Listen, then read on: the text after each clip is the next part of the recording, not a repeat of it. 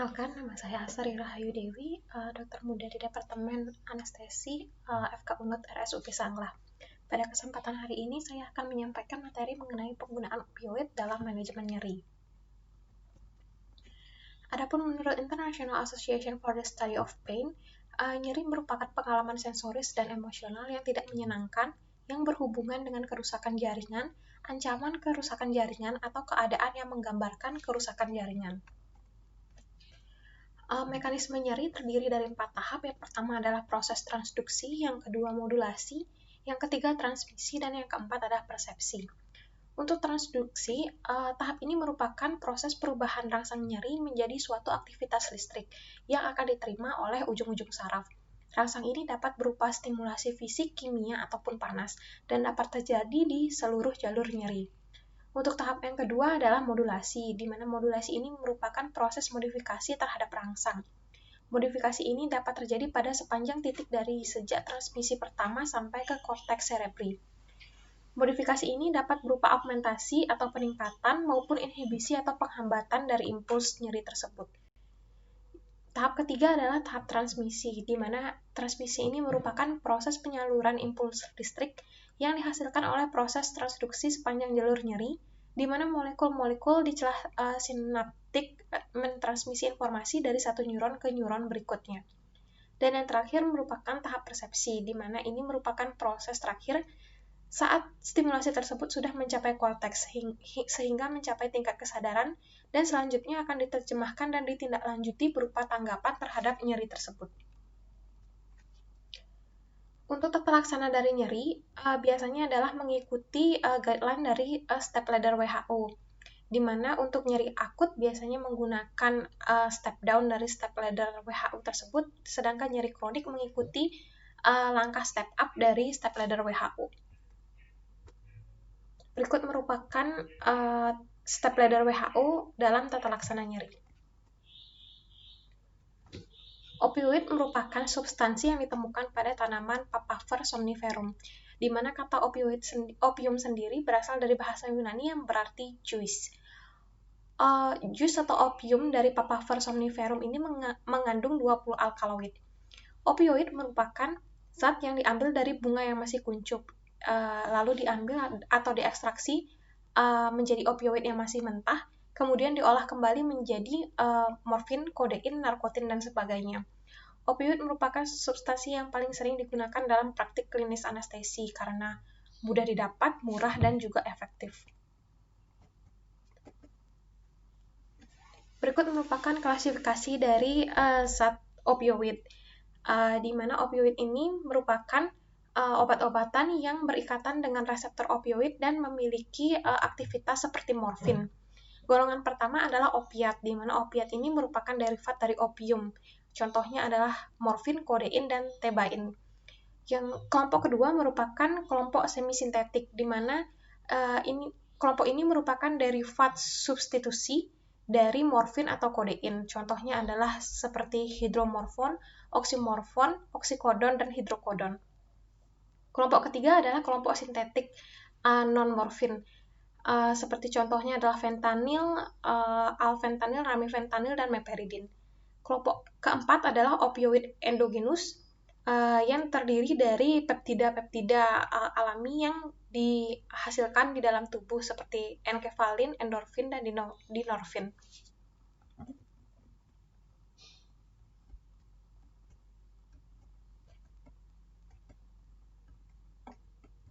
Adapun selanjutnya adalah mengenai reseptor opioid, di mana terdapat beberapa reseptor opioid yang tersebar di seluruh tubuh manusia. Reseptor yang pertama adalah reseptor delta yang memiliki divisi delta 1 dan delta 2, di mana reseptor delta ini berlokasi pada otak dengan fungsi sebagai analgesia, antidepresan, dan juga physical dependence. Kelompok yang kedua adalah reseptor kappa, di mana memiliki pembagian kappa 1, kappa 2, dan kappa 3. Reseptor kappa ini berlokasi pada otak dan juga spinal cord.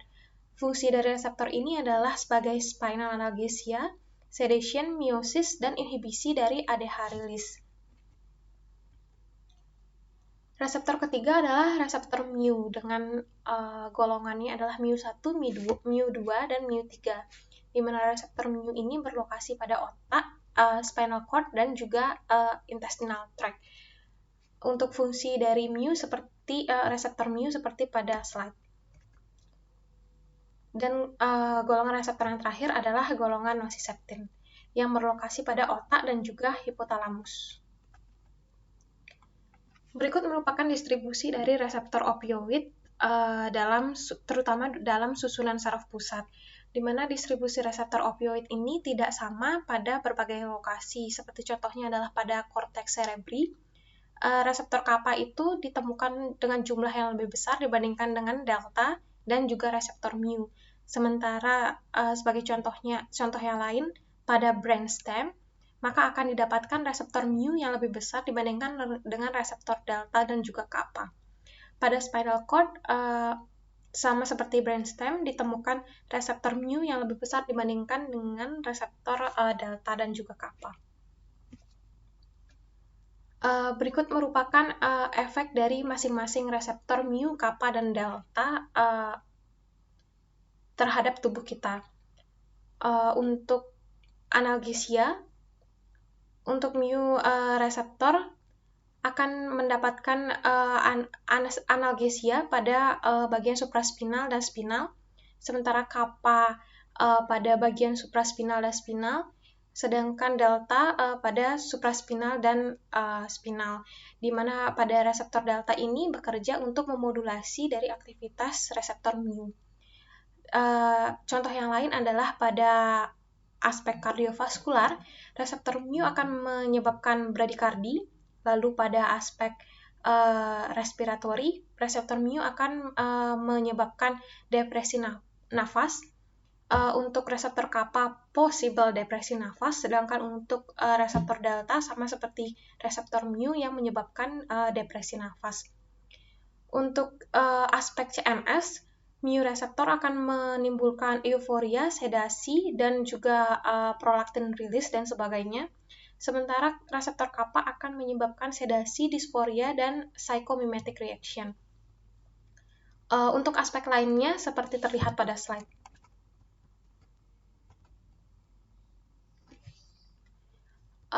Untuk cara kerja dan mekanisme dari opioid bergantung pada ikatan opioid pada presinaps dan postsinaps. Ikatan opioid pada presinaps dari reseptor opioid akan menurunkan aktivitas adenylat siklase, di mana penurunan aktivitas adenylat siklase ini akan menginhibisi channel kalsium yang sensitif terhadap perubahan muatan listrik. Selanjutnya, hal ini akan dapat menurunkan pelepasan neurotransmitter seperti glutamat, serotonin, norepinefrin, asetilkolin, dan juga substansi P. Pada bagian postsinap, ikatan opioid pada reseptor opioid akan menyebabkan peningkatan perpindahan keluar dari kalium, sehingga akan terjadi hiperpolarisasi sel saraf yang akan menyebabkan penurunan dari neurotransmitter yang dihasilkan. Berikut merupakan farmakodinamik dari opioid, di mana pada sistem respirasi, opioid akan berpengaruh langsung pada medula dan menurunkan respon ventilasi pada hiperkaribia dan hipoksia. Opioid juga mampu menekan refleks batuk dan menyebabkan bronkospasme karena adanya histamin rilis, terutama pada golongan morfin. Di mana untuk golongan opioid yang memiliki sifat antihistamin adalah meperidin. Pada sistem saraf pusat, opioid ini menimbulkan analgesia pada spinal dan supraspinal dan menurunkan dari konsumsi oksigen otak, cerebral blood flow, dan juga intracranial pressure. Opioid juga mampu menimbulkan sedasi, euforia, dan halusinasi, serta menurunkan ambang kejang, terutama pada golongan meperidin, dan menimbulkan toleransi, physical dependence, dan withdrawal symptoms pada SSP. Selanjutnya adalah sistem gastrointestinal, di mana opioid ini dapat memiliki efek mual dan muntah karena stimulasi dari dopamin di area vestibular. Lalu dapat juga menurunkan gerak peristaltik sehingga menimbulkan keluhan perut kembung, dan terutama morfin akan menyebabkan spasme dari sphincter Oddi. Di samping itu sebaliknya, meperidin dapat menyebabkan relaksasi dari sphincter renal dan gastrointestinal. Untuk sistem kardiovaskular, opioid memiliki efek menurunkan heart rate melalui stimulasi dari vagal. Pada meperidin terdapat atropine-like effect yang mampu meningkatkan heart rate.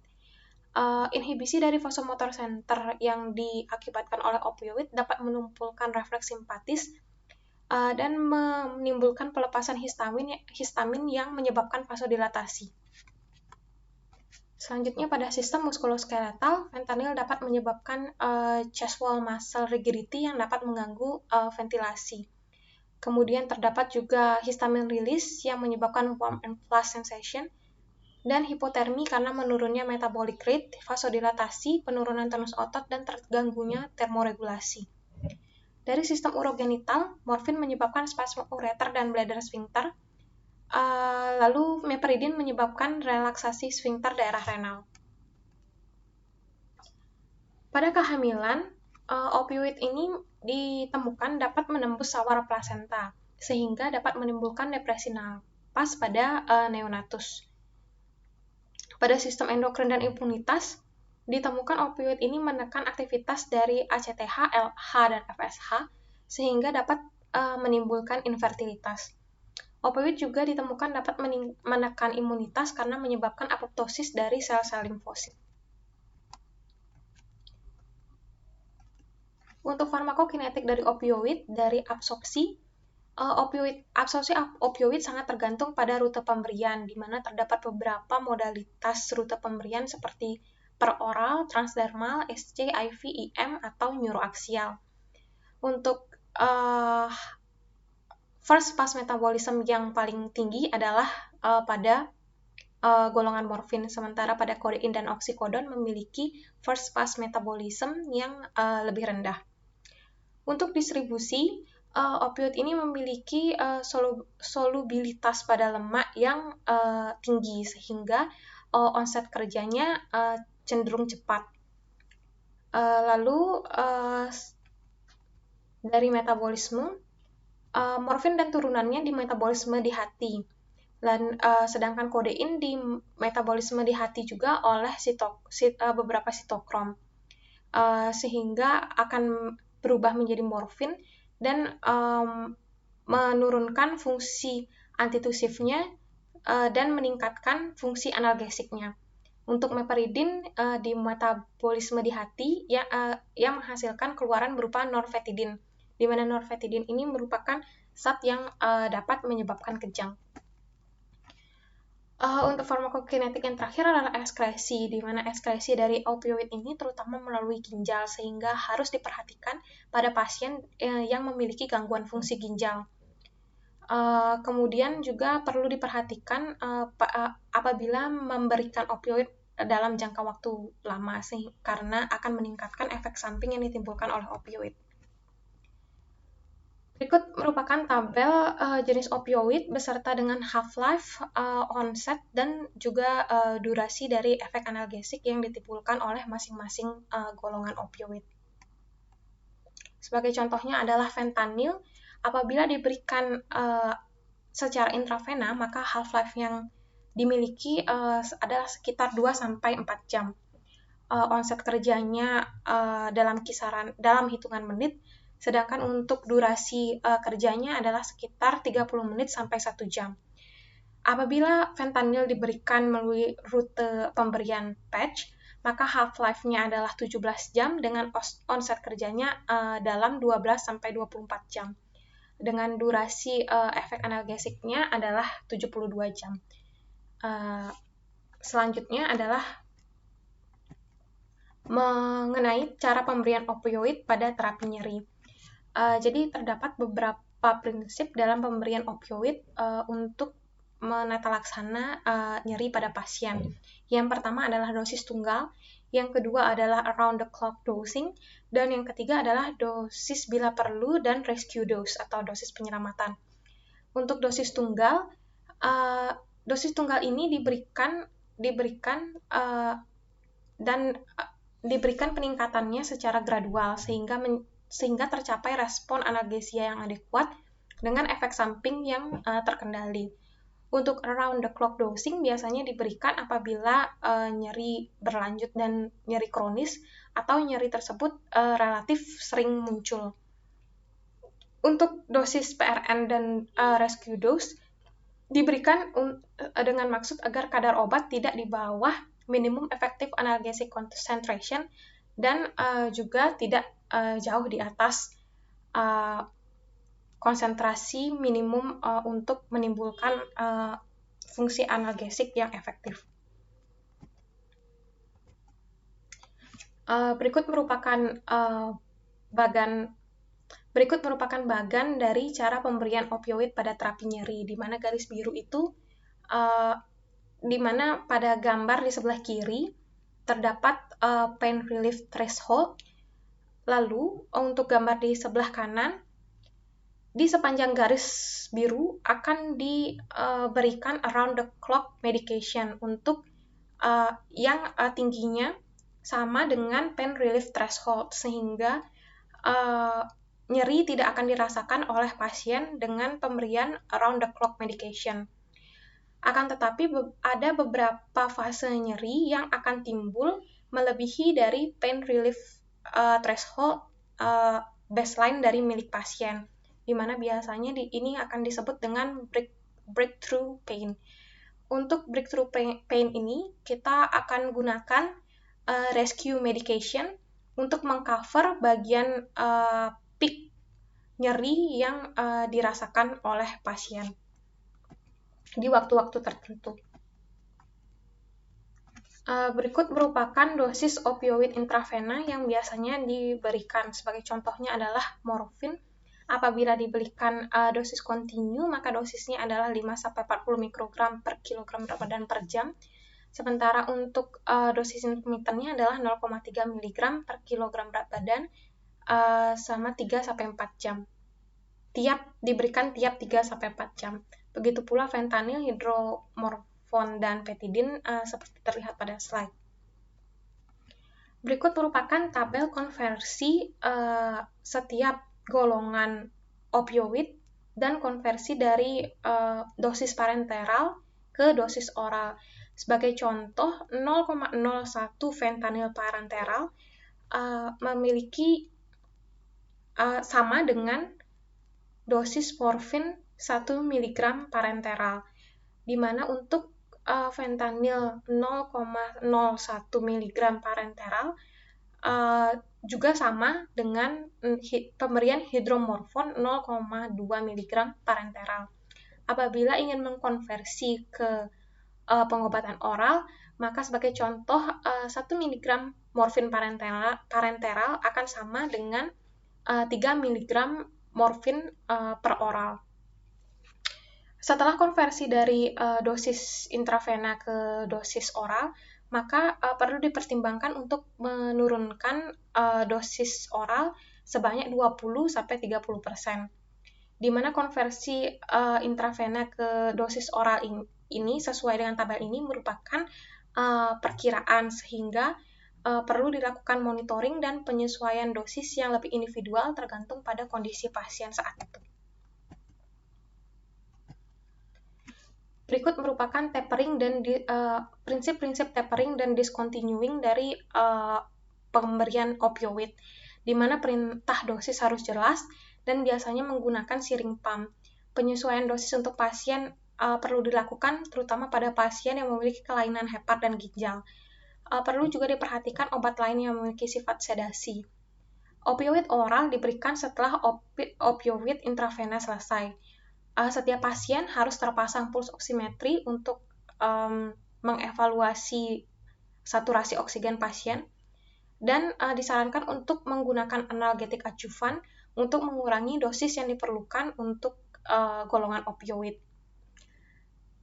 Transisi dari penggunaan rute parenteral ke oral dilakukan setelah pasien bisa makan dan nyerinya sudah berkurang. Menurunkan rate infusion pump perlu dilakukan apabila penggunaan opioid kontinu dilakukan lebih dari 5 hari. Penurunan infusion rate sebanyak 25% per hari akan ditemukan mengurangi insiden withdrawal effect. Oral opioid dimulai bersamaan dengan penurunan infusion rate, dan observasi serta penyesuaian dosis harus dilakukan selama fase transisi. Toleransi merupakan salah satu hal yang perlu diperhatikan dalam apabila kita menggunakan opioid untuk menata laksana nyeri, di mana toleransi ini merupakan perubahan dari hubungan dosis dan respon yang diakibatkan oleh paparan obat secara terus-menerus dan bermanifestasi sebagai kebutuhan akan dosis yang lebih tinggi untuk mendapatkan efek yang setara. Toleransi ini dapat berkembang menjadi berbagai manifestasi klinis seperti depresi nafas, somnolen, hingga mual. Toleransi analgesik sebenarnya jarang menjadi sebuah masalah karena dosis opioid yang diberikan relatif stabil meskipun tidak terjadi pemberatan manifestasi penyakit, dan peningkatan kebutuhan opioid umumnya merupakan pertanda peningkatan progresivitas penyakit. Hal yang kedua adalah mengenai dependensi, di mana dependensi ini muncul dan berkembang menjadi withdrawal syndrome ketika dosis dikurangi atau dilakukan administrasi dari antagonis opioid. Biasanya muncul beberapa hari setelah terapi opioid dan biasanya bukan merupakan masalah klinis apabila obat-obatan yang digunakan dilakukan tapering sebelum dihentikan. Dependensi ini bisa dicegah dengan melakukan tapering yang tidak lebih dari 50% dari dosis perharinya. Berikut merupakan algoritma dari manajemen overdosis dari opioid, di mana untuk tata laksana utama dari overdosis opioid ini adalah pemberian naloxone sebagai antidot dari opioid. Demikian pembahasan materi yang dapat saya sampaikan. Terima kasih atas perhatiannya.